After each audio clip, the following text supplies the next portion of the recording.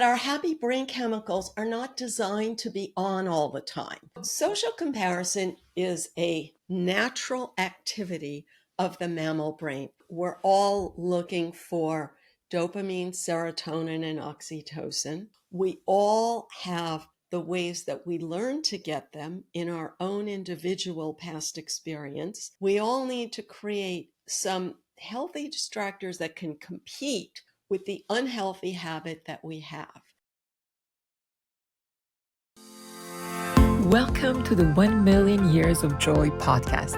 I'm Dr. Andrea Vanacker, your host, and my intention is to inspire you to find more joy in your life through the stories from our guests and the science on joy and purpose.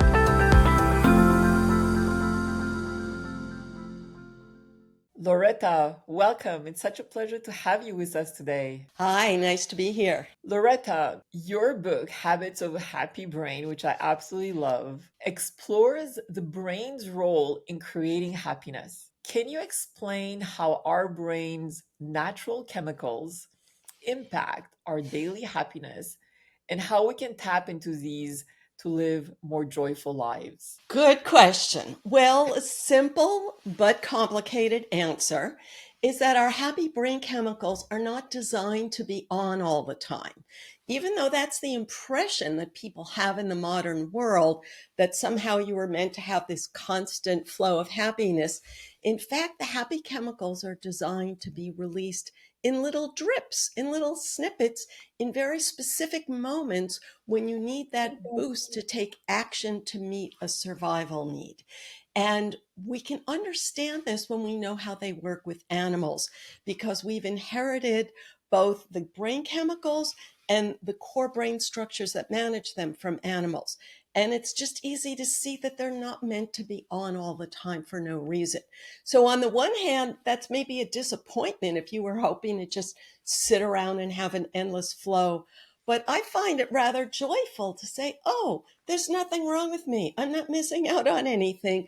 This is just how it works. I love that. And can you give any specific tips for our audience on how they can actually activate those happy chemicals in their brains? Sure. So the shortest, simplest answer is to have practical goals, because the job of these happy chemicals in nature is to reward an animal when it moves, takes action to get food. That's like on the simplest level, or action to get mating opportunity, to be quite frank. And you could think about how our ancestors, human ancestors, were the same way. They had to look for food constantly. They had to look for water constantly. And they had to really put in a lot of effort to take care of their children because they had no birth control. So they were constantly working, and like if I found a little bit of food, made me happy. If I could feed my hungry children, made me happy. If I found water to quench my thirst, made me happy. Sometimes I had to walk miles and miles to find water, but I got a little bit of happiness on the way to the water, as long as I really believed that there was water at the other end. Now, sometimes I was wrong, and I walked for miles and there was no water and my children were crying. So you could see how that explains our daily lives, that we get excited when we believe we're moving toward a goal. Sometimes we're disappointed and we don't reach our goals. But if we keep giving ourselves a new goal that's realistic, we can keep finding a way to spark our happy chemicals. I love that. And since we're talking about happiness, you have shared in your books that you have actually been growing up surrounded by unhappiness, and that has deeply influenced your journey to understanding human motivation and brain chemistry. How did your personal experiences in your early days shape all the work that you do today? And can you tell us more about all the amazing things that you do, from your podcast to writing for Psychology Today and so on? Thank you. Sure.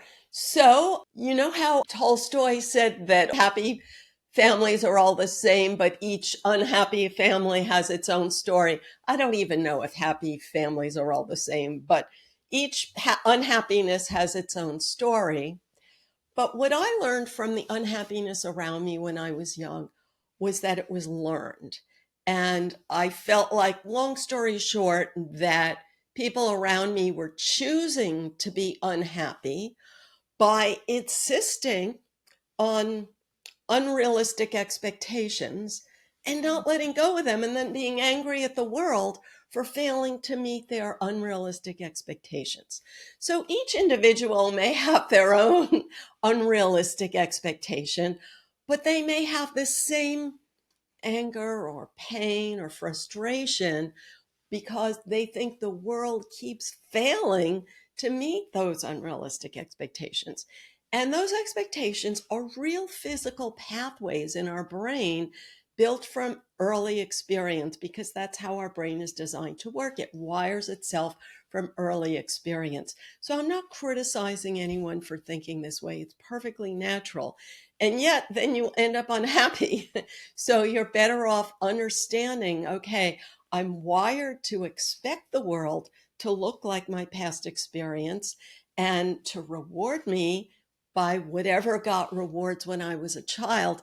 But reality doesn't work that way. So I really can be happier if I could let go of my old wiring, which is very hard, but little by little to build new wiring, to have new expectations. And so I've created resources to help people do that. And they're all explained on my website, innermammalinstitute.org. And there's a free 5-day happy chemical jumpstart if you give your email at the bottom of the page, which is 1 email a day for 5 days on each of the chemicals: dopamine, serotonin, oxytocin, and endorphin, and on the unhappy chemical, cortisol. And then there's lots and lots of other resources, as you mentioned, including mostly free resources, but also links to my books and my video course. Can you actually dive deeper into each one of those happy chemicals? Sure, yeah. How much time do we have? No, I'm going to give you a very short explanation of each one, and to tell you that I have a free introductory page on my website for each one. So innermammalinstitute.org/dopamine, innermammalinstitute.org/serotonin. So I'm going to start with a simple explanation of how it works in animals, because that makes it so easy to see how it's what we're all doing all the time, but we're not consciously intending to do that because our verbal brain is narrating what we're doing in a way that's socially acceptable and however we learned when we were young, but our mammal brain is just going for it. So this is what I'm going to use monkey examples because we can relate to that, but really I could use, lions, elephants, chimpanzees, whatever. So, dopamine. So, imagine you're a little monkey waking up in the morning and you're hungry and nobody's going to feed you. So, you have to move toward food. When you find food, you're happy. So, you look around, where is food? You look in the distance. When you see food in the distance, it's like, oh, that's going to meet my needs and relieve my hunger. So, you take action to go for it. Now, I've grossly oversimplified that because there are a lot of different variables, and people who love nature videos like I do know some of the variables. But to simplify, if a monkey just goes for it on its own, it's likely to be eaten by a predator or killed by a predator in some way. So monkeys just don't just go off on their own. They want the group to move toward the food.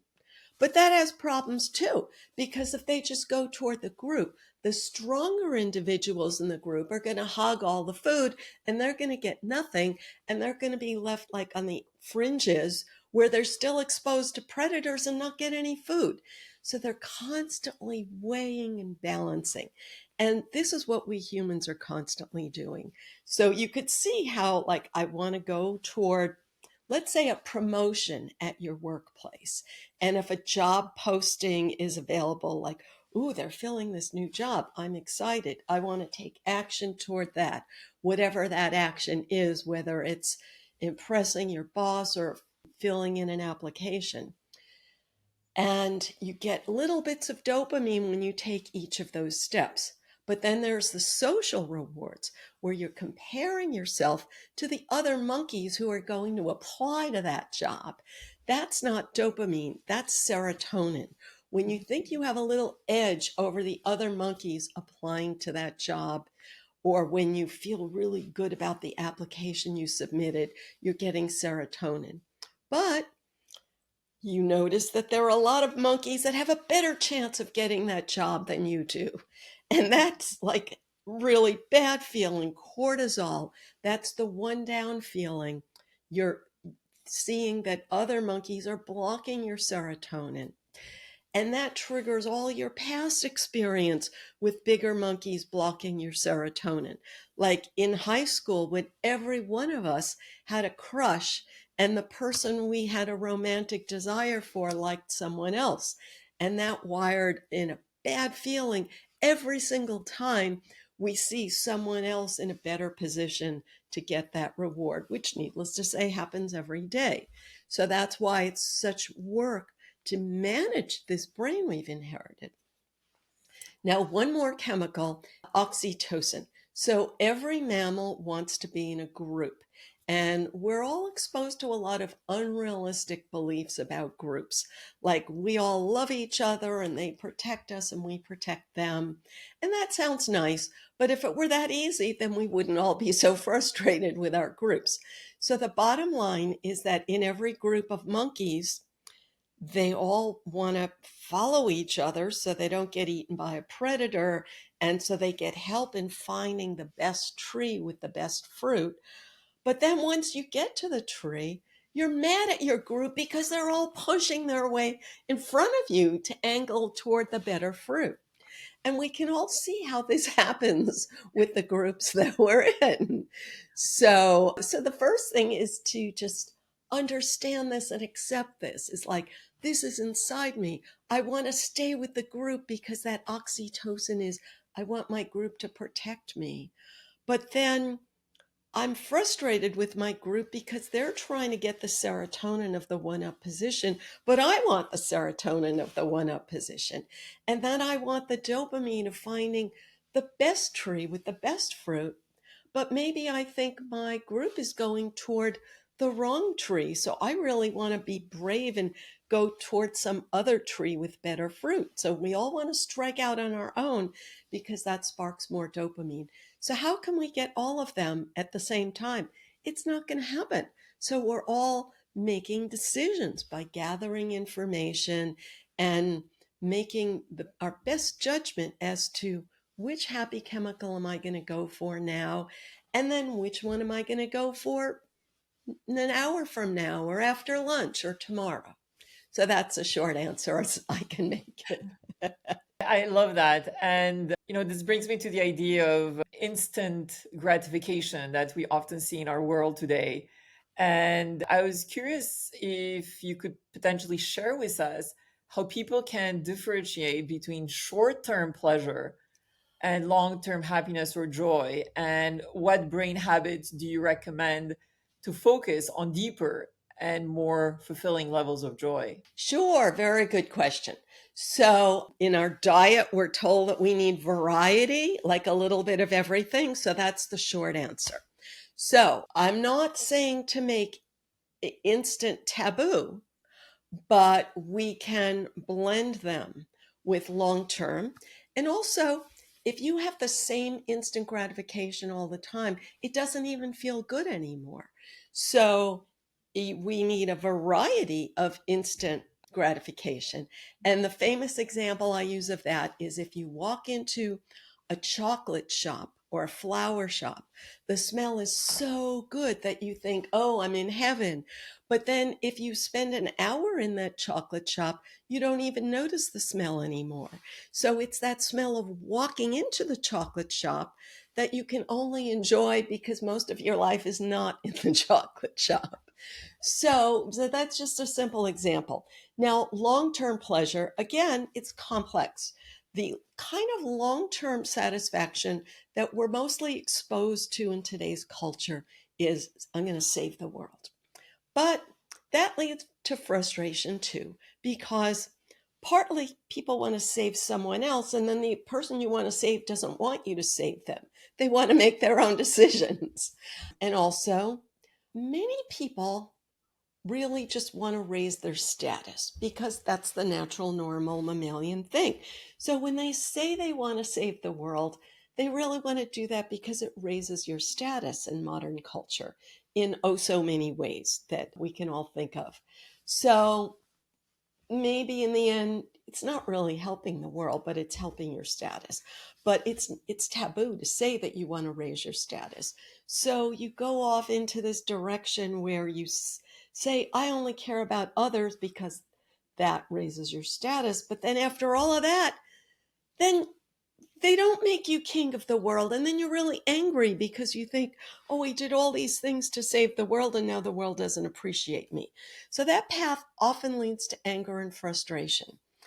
So that's why it's important to be honest and realistic about our own deeper urge to raise our own status, and really ask ourselves, is this step I'm taking really good for people? Is it really helping anyone? Or am I just doing it for my own satisfaction? And then to not be too disappointed when the world refuses to change the way that you think the world should be. So that's all the complication. But yeah, it is good to go after long run rewards. But I talk about realistic long run rewards. So let's just make them middle term rewards. So that's what I say is, if you can make a realistic goal that you can approach with your own steps, because you have control over your own steps.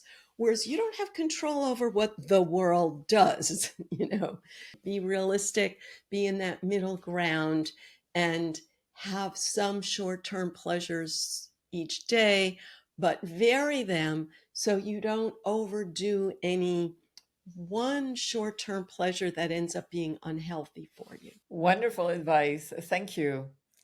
I also want to go back to what you spoke about earlier, and that being oxytocin, which is the bonding chemical.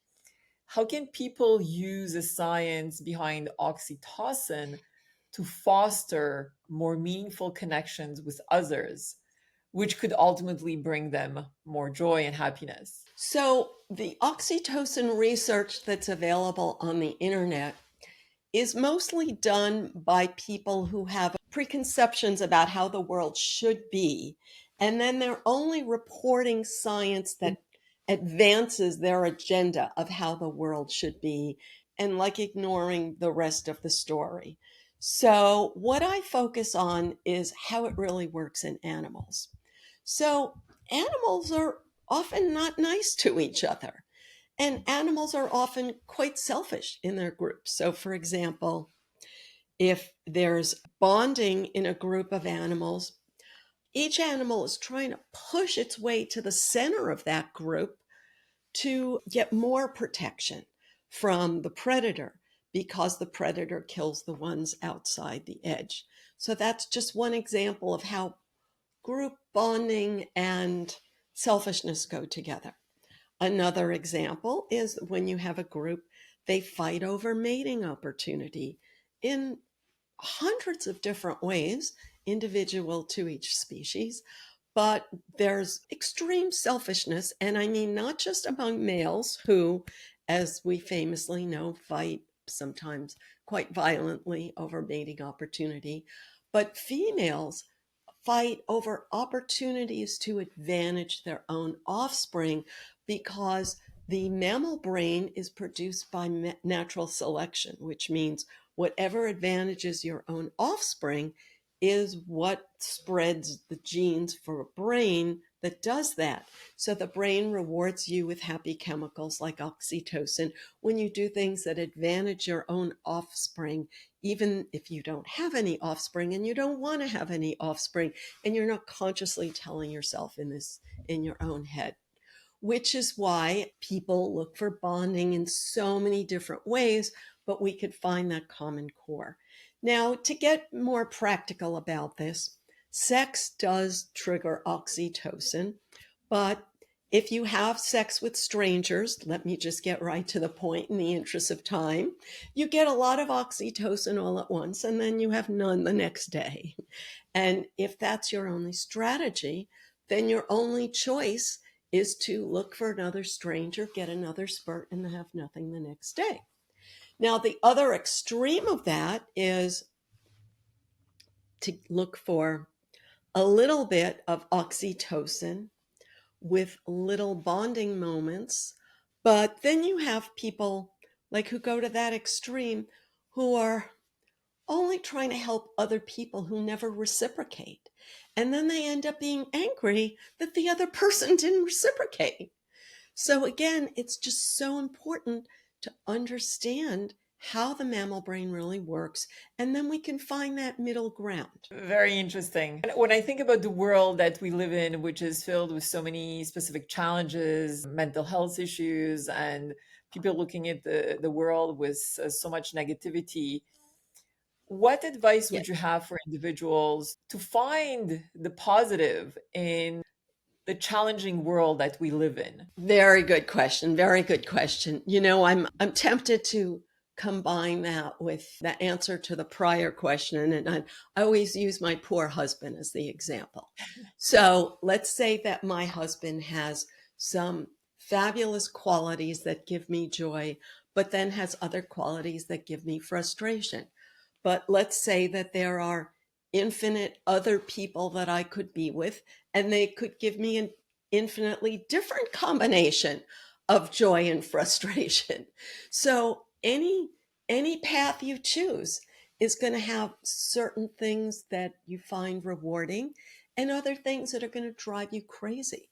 So if you decide that something's wrong with the world, I shouldn't have all these things that drive me crazy, then you're going to just keep throwing away what you have and looking for some perfection.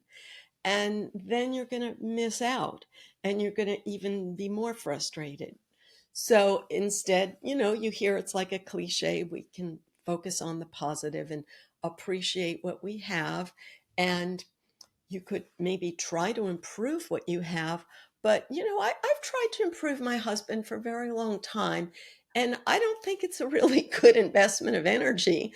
And so instead, I say, how nice it is that he's not trying to improve me. I'm so grateful for that, that I give him the break of not trying to improve him.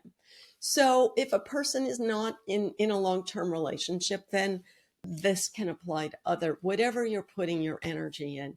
So I'm not saying you should stay in a bad job, a bad relationship, a bad family. Sometimes you weigh the facts and you decide, yeah, it is better to try to stop investing in that path and find a better path.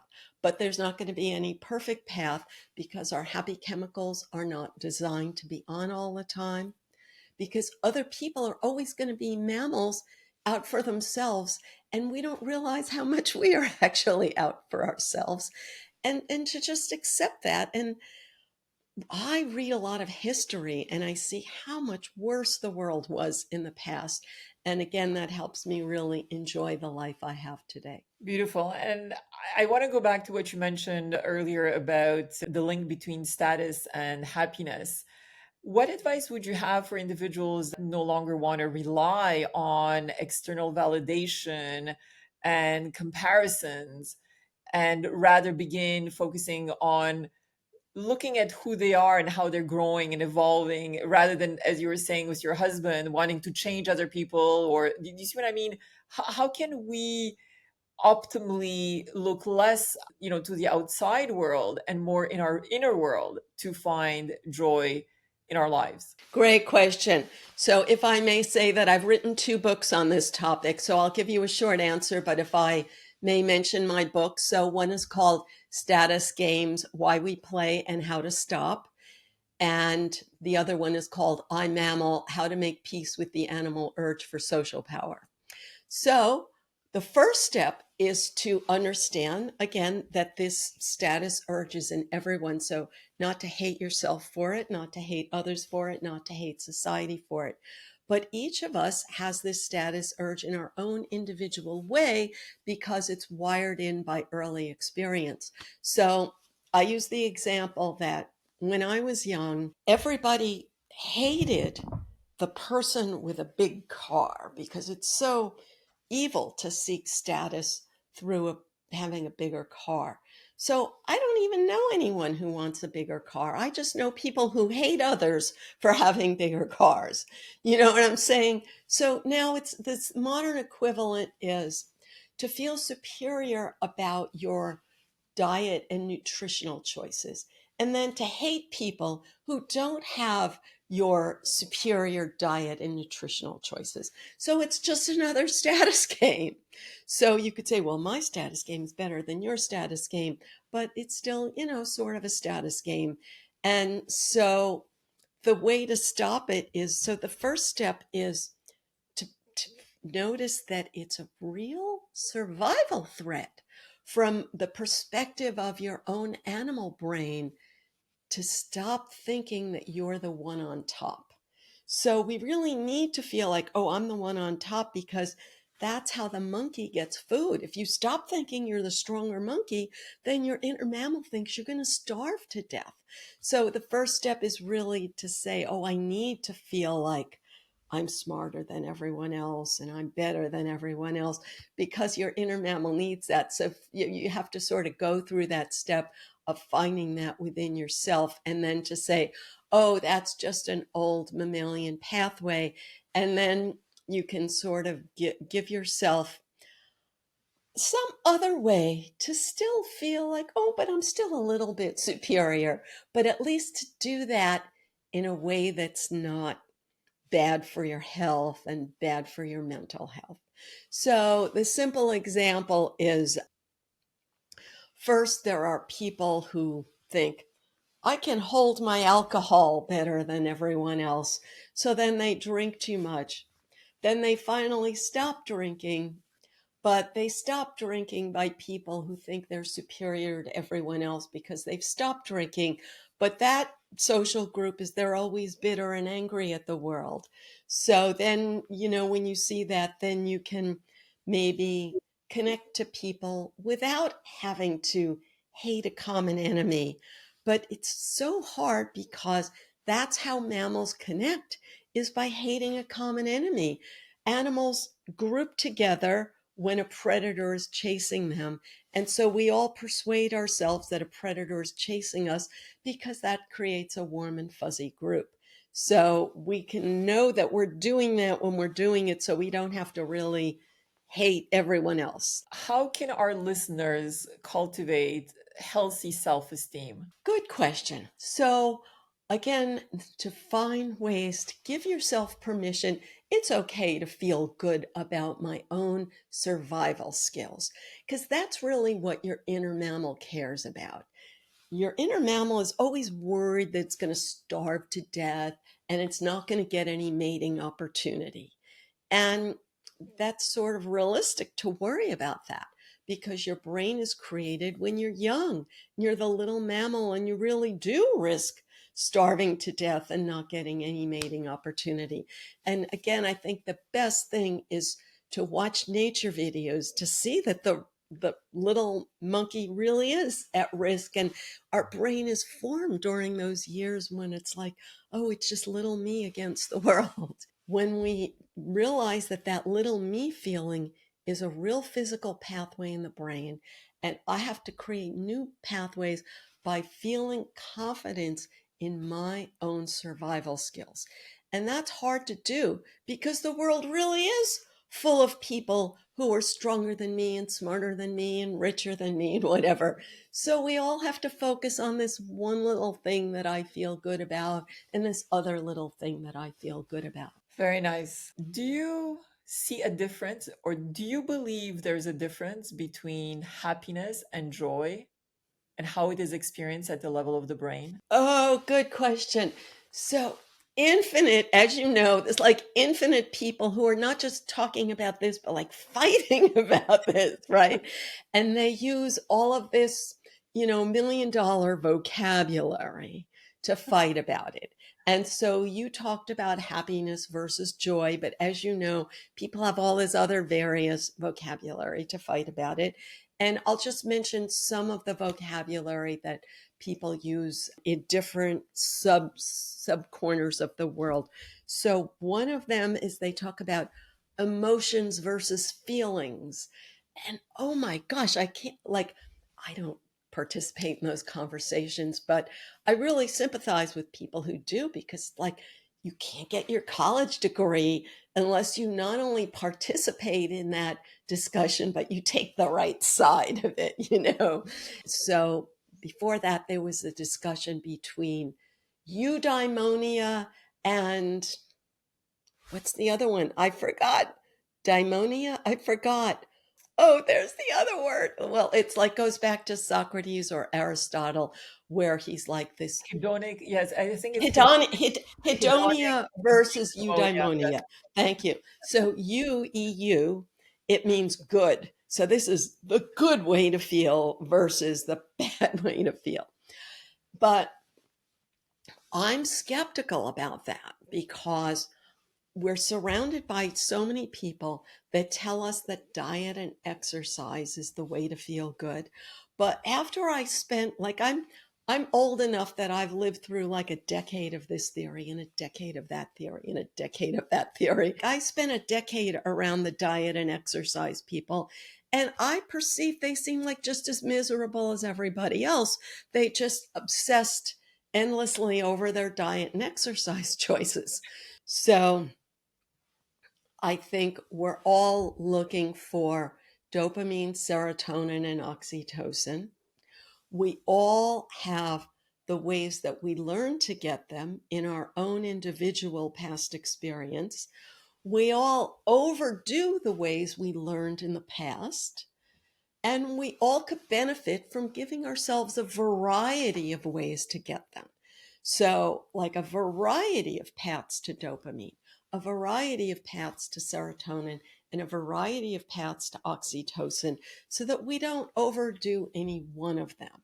So, everyone can apply that to themselves. Whatever you think you might have been overdoing that one strategy, give yourself a few others. So I think I should really talk about the actual feeling of joy, the physical feeling that each chemical creates.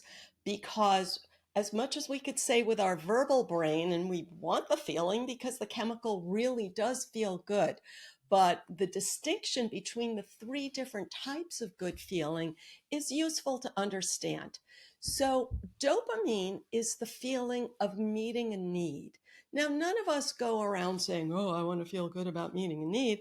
But that's because our needs are already met in the modern world. So we don't really understand it. So, to really understand it, I always use the example of if you're on a camping trip and you get lost and all day you have no food. And when you finally get back to your campsite, you have nothing but the leftover dried out half of a peanut butter sandwich from yesterday, and you take that first bite into that stale peanut butter sandwich, and it's like, oh, it feels so good. So so that's the dopamine of meeting a real need. So our physical real needs are met most of the time. Although, of course, there's the cliche, in a cold day when you go in front of a fire and that feels good, or, you know, whatever. So, because our physical needs are met, that's why we're all in the modern world obsessing over social needs. And to put it in the interest of time in a very simplistic way, people want attention. It's not nice to say you want attention, but we all know that when you get attention, it feels great, you know? And yet we all know that if you do certain things to get attention, that ends up with negative consequences. So again, that's the challenge. So what chemical is attention? I call this the social chemicals, but we have to divide that into there's two different kinds of social chemicals. And from a basic animal perspective, the serotonin is the attention of, like, I'm the man.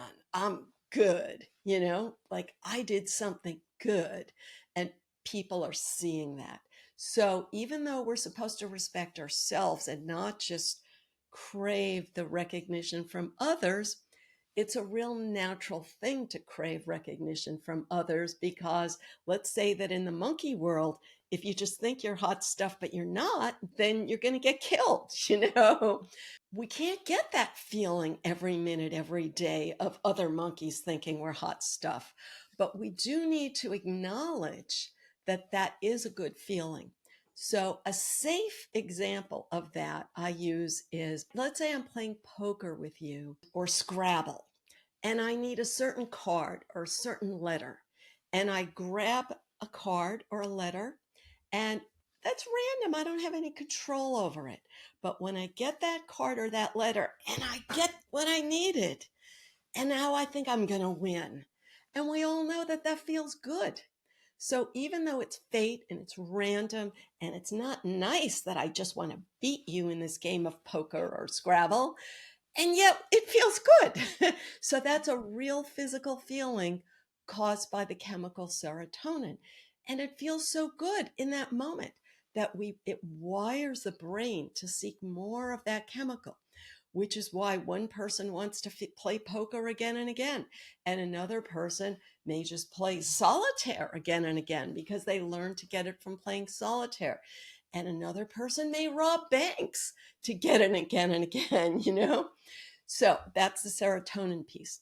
Now, the oxytocin piece is the real feeling that I'm safe because you are protecting me. So, as much as we're taught not to look for that, and like I should create my own sense of safety and not just expect you to protect me, but we all know how good it feels when someone else, like you take off your jacket and put it around my shoulder, or you share your cookie with me. And I know that I have a bunch of toddler grandchildren, and I know how they will rip a toy out of another kid's hand just for the pleasure of it. But then when another kid gives you their toy, that feels good, even though you have 100 other toys at home. So there's that raw animal urge of like, I want you to protect me. And that's how it works in the animal world, is they look for a herd and they will shove their way into the middle of the herd to get that protection from others. So what's a nice, polite, modern adult way of getting that? Well, I use a simple example that if I'm in a meeting and you and I are in a meeting and I think the boss is a jerk and you think the boss is a jerk, and we make eye contact and smile at each other. And that's our simple way of like, I feel protected by you because we both recognize the challenging situation that we're in. Okay. And that feels good. And I can't control it because I can't control you smiling at me and making eye contact, which is why we have this longing to keep looking for that feeling. Okay. But that wires me to look for it in a safe way. And if there would actually be a recipe for living a happier life, what would be the three ingredients that you would recommend for our listeners? A recipe for happier life. Yes. So I personally am in favor of a long term relationship because, in my opinion, when you're not in a long term relationship, you're always trying to market yourself and you're always imagining, like, how are other people seeing me? How are other people judging me? How well am I selling myself? And I think that's painful. It's unnecessary kind of pain. But it's the same thing with in the workplace, that whether I was a really bad employee. Okay, I'm going to tell you the truth. So, like in terms of like a long-term relationship with an employer or something, like, or whether it's personal friends, like I'm not a person that's like had the same friends since childhood, not at all. But to the other extreme, like if you're always trying to market yourself to new people, whether it's in the workplace or friendship or romance, you drive yourself crazy because you're always taking the perspective of like how how well am I marketing myself? So at some level you got to stop caring so much about that.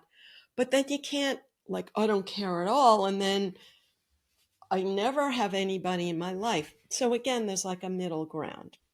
The other thing that I really think has value that has a bad reputation, I call it distraction. So healthy distraction, because whatever is like that quote unquote long term thing that you're going after, if you focus on that every minute of every day, you're just going to wear yourself out. It's sort of what people call overwork or burnout or workaholism or whatever. From a dopamine perspective, it's like that urge to make progress. But you can't make progress every minute of every day. And so we all need some downtime. But the downtime has to be sort of effective. Otherwise, your brain is immediately going back to whatever is that progress. So I'll use a simple example. If I have a hot tub and the minute I step into that hot tub, it's like, oh, it feels so good. But 5 minutes later, I'm thinking about how can I make progress? You know what I'm saying? Or I walk into a coffee shop or a flower shop and the smell is so great and I'm so happy. But 5 minutes later, I don't notice the smell and I'm thinking about how can I make progress? So what we really need is distraction. And if you don't learn healthy distraction, you're going to go for unhealthy distraction. So, what is unhealthy distraction is we can all think of 10 of them in 10 minutes, in 10 seconds, I mean, but there's many unhealthy distractions that I don't enjoy. But then there's other ones that I do enjoy. So, even if you're good at saying no to a lot of unhealthy distractions, but then there's this one that you can't stop. So that's why we all need to create some healthy distractors that can compete with the unhealthy habit that we have. So that's hard to do. So that's why we all need to develop a healthy distraction for nighttime, because nighttime is when we have less energy to fight off that bad habit. It's called, if anyone has studied this, it's called ego depletion. It's basically a simple way of saying is like all day I really want to have an ice cream or alcohol or whatever the thing is. And even if you resist all day, but then late at night when you're tired, you have 10 of them. So the fact that you resisted all day doesn't do you any good.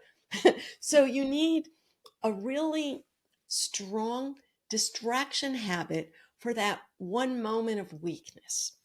So we all can develop a healthy distraction habit for that moment of weakness in the evening when you're likely to give in to the bad thing, or whenever your moment of the day. Usually it's in the evening because when you're physically depleted your energy, but for other people it's different times of day. So everyone, what is that distraction habit? It's quite individual, and everyone can look to what are things that gave you pleasure in the past that you can build up now, but are not bad for you. Okay. And it's not any one thing that's easy, because if it were easy, you'd already be doing it. And it's not going to compete immediately with that bad habit, because you'd rather say, like that bad habit rather than this new thing. But if you work at it, you can have like three new things that you work on and you do them together. Like I just say, like, let's just say hypothetically, gardening while listening to music. And that keeps you busy, keeps your mind busy and your body busy. And if you practice that, then over time, you can make that your automatic go to rather than the thing that tempts you in a bad moment. So mine, for example, just to show, like, it's so just a like, some people, like, they watch cooking shows and they cook some fancy complicated thing and they research fancy recipes. So my personal thing is I watch movies in foreign languages because, like, a lot of movies, they take you to a dark place. I don't want to be in a dark place. But if the movie is like in another country, somehow it's further away. And I studied a lot of languages when I was young. So when the movie is in a foreign language, it activates a part of my brain that takes me away from my daily thoughts. So just to give you a sample of different ways to feel good. So, and finally, just in the interest of time, watch nature videos. I've also already explained that when you see the frustrations of life from an animal's perspective, and I'll just add to that, read history, because when you see the frustrations of life from the perspective of past generations. Thank you so much for everything you have shared. It's so beautiful. And talking about foreign films and foreign experiences, you spent a year in Africa as a United Nations volunteer when you were younger. How did that experience, among other experiences that exposed you to different cultures, influence your view on happiness and motivation across the world? So, first, I have to say that I grew up with the idea that my place where I lived was unhappy and that other places were happy. And that if I could only leave this place that I was in and go to this perfect other place, then I would be happy all the time. And so, as you could imagine, I tried this one other place and that wasn't happy all the time. So then I tried another place and another place and another place. And I know that a lot of people do this in some form of their own, you know? And whether somebody tries a drug and that didn't work, so they tried another drug, or they tried another country, or they tried another type of alcohol, or another group of friends, or another career choice, another marriage. So I went through a lot of countries. um, so then when I finally spent a year in Africa, I was like, wow, people are messed up everywhere. Long story short, you know what I'm saying? But it's not just people, but I worked in the foreign aid world when I was in Africa, and I saw very disturbing corruption in the foreign aid world. So I had this idealized belief that in the foreign aid world, everybody was nice and good. All would be perfect if I worked in that world. And it was very scary because not only did I see terrible corruption, but I saw everyone pretend that it wasn't happening, which is sort of, you could say, like my childhood, where everybody pretended that stuff wasn't happening. Very, very interesting. And I know you actually wrote a book on this, correct? Yes, in my previous incarnation, which means in one of my many earlier careers, I was a professor of international management. And part of international management is the complex, frustrating prospect of needing to bribe customers in many countries in order to get business. And under US law, you could be heavily fined and actually put in jail if you bribe foreign customers. So I was in the position of needing to teach my students how this all works. And so that's what the book was about. And it's called Greaseless: How to Thrive Without Bribes in Developing Countries. Incredible. You've had such an interesting life, Loretta. I just find it absolutely fascinating. What do you believe we need to do collectively to bring more joy and happiness to our world? Stop attacking the world. You know, everybody's saying, oh, our world is so bad, our world is so bad. And it's almost like you have to agree with that in order to participate in society. And again, I agreed with it to get my college degree. Then I stayed around for another degree and agreed with it even more, you know? Then you got to agree with it to get a job to pay off your college loans. So I really sympathize with that pull to agree with that. But I think it's harmful, and it's even more harmful to give that to children. Everybody's teaching children, oh, we live in such a bad world. Oh, I'd like to stop saying that. So we have to seek the positivity in nature, in humanity, and focus on that rather than on the negative aspect. So, final question for you. So, what is the link between happiness and gratitude based on your research? So, as you probably know, if you what I wrote in my books, so gratitude is good, and it's a very good habit because our brain naturally defaults to what we don't have, which is how our ancestors survived. When they had enough food, they looked for water. When they had enough water, they looked for firewood. So we survived because we focused on what we didn't have. But you drive yourself crazy when you do that in the modern world. So we have to make a conscious effort to be happy with what we have, despite the fact that we naturally focus on what we don't have, and we naturally focus on the obstacles to what we don't have, because that's how our brain works. So gratitude is a great step one, but the way it's practiced in the modern world has mostly taught people to be grateful for puppies and rainbows, which is to say, to be happy for things that are outside your control. And if that's all I have, when I could be happy for butterflies flying across my window, I have no control over that. And so it's a good skill. I wait and like, oh, there's no butterfly. So what? So now I have to be unhappy. Or maybe, well, I'll wait until there's something. I'll find something. That's a good skill. I'll find something. But it's also good to be grateful sometimes for what I did.